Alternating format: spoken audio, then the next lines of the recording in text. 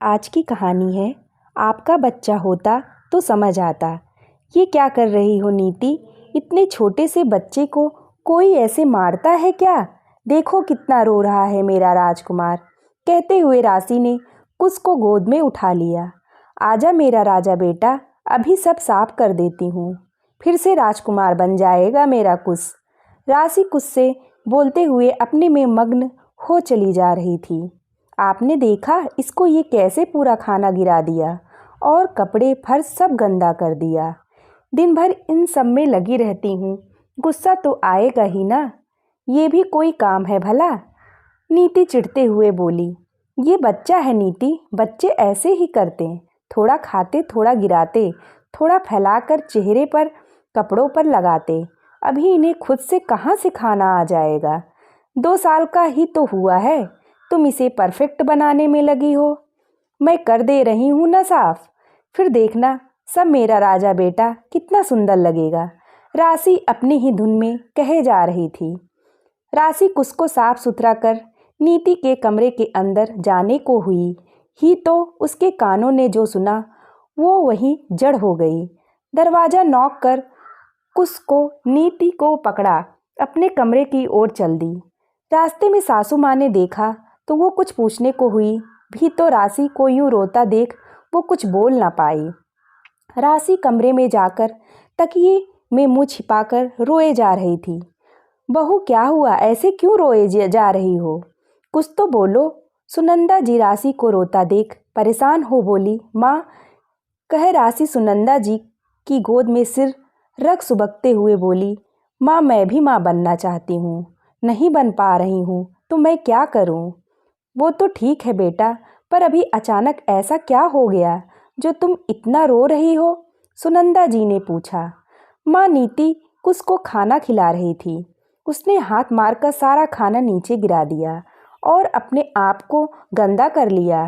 नीति उसे मार रही थी, मैंने रोका और उसे उठाकर साफ करने चली गई। जब लौटकर नीति कमरे के पास पहुंची तो वो अपनी मम्मी से बात करते हुए कह रही थी, मुझे तो मुफ्त की आया मिल गई है मॉम। कुछ के ज़्यादा से ज़्यादा काम वो कर देती, अब अपना बच्चा है नहीं तो मेरे बच्चों को पूरा समय भी दे रही, मुझे और क्या चाहिए। अच्छा हुआ नितिन को अभी कंपनी ने बाहर भेज दिया, जब 1.5 साल बाद लौट कर आएगा तो कुछ भी पल पहुँच जाएगा, फिर तो हम वापस पूना चले ही जाएंगे। पता नहीं उधर से नीति की माँ ने क्या कहा पर वो कह रही थी, अरे कुछ नहीं है, कुश को बहुत प्यार करती, कोई जादू टोना नहीं करेगी, अब वो बांझ है तो इसमें हम कर ही क्या सकते।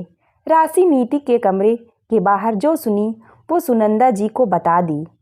सुनंदा जी राशि के सिर पर प्यार से हाथ फेरते हुए बोली, बहू तू बांझ नहीं है, नीति जानती ही क्या है तेरे बारे में। कह सुनंदा जी कमरे से निकलकर नीति के कमरे में पहुंची। नीति, मुझे तुमसे कुछ बात करनी है, सुनंदा जी सीधे कमरे में पहुंचकर बोली। नीति अभी भी फोन पर लगी थी और ठहाके लगा रही थी, जिस पर अब पूर्ण विराम लग गया। फोन रख वो सुनंदा जी से बोली, कहिए ना मम्मी जी, अभी थोड़ी देर पहले तुम जो कुछ अपनी माँ से कह रही थी वो सब राशि ने सुन लिया है। अब तुम भी इस घर की बहू हो तो तुम्हें भी जानकारी देना जरूरी है।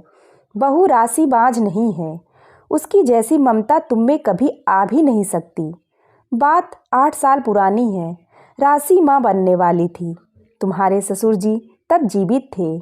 वो उन्हें नाश्ता करवा रही थी कि अचानक तुम्हारे ससुर को सीने में दर्द उठा। मैं उस वक्त पूजा कर रही थी, राशि रसोई की तरफ जा रही थी कि ससुर के करहाने की आवाज़ सुन जल्दी से उनकी तरफ आने लगी और हड़बड़ी में कुर्सी में पैर उलझा। वो पेट के बल नीचे गिर पड़ी, फिर भी कराहते हुए उठी और ससुर की मदद को आई। मुझे आवाज़ दिया, ससुर को जल्दी अस्पताल भेजने को फ़ोन भी कर दिया और अपने अंदर की तबाही वो नज़रअंदाज कर गई। 3रा महीना पूरा ही तो हुआ था उसका, वो भी पहला बच्चा।